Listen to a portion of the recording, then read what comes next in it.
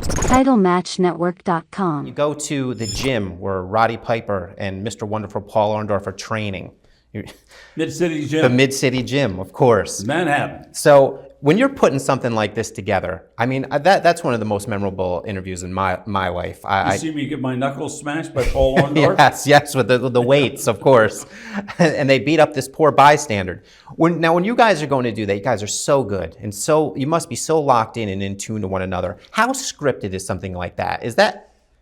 What goes into putting something like that together? We knew what we had to do, but the personalities then were so heavy that, I mean, when a Roddy Piper would say something, he did it in his own inimitable style. And the same with Hogan. And Orndorff was kind of scrapping for straws. Sure. But he made it. Yeah.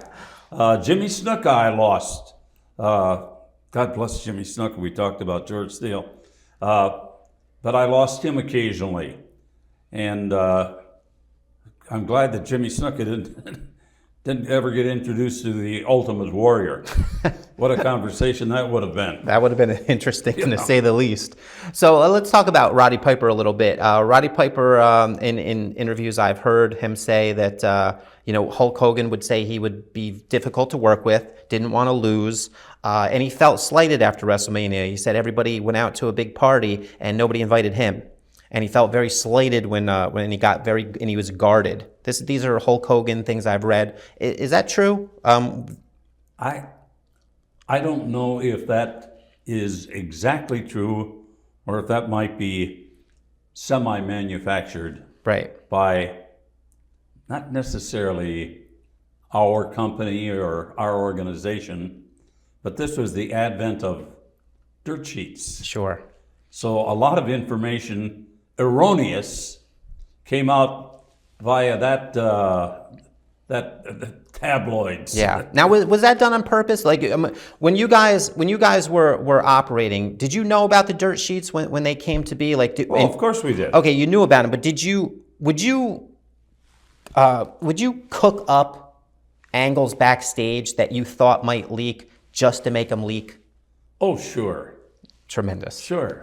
Tremendous. And we'd fall on our ass. Right. Yeah. Right.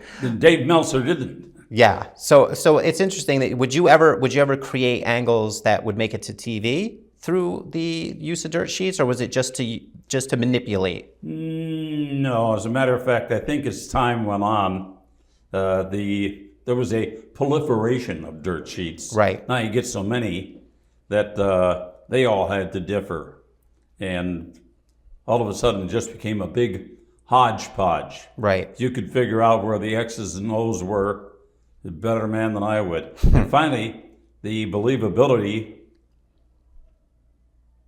just went out. Right.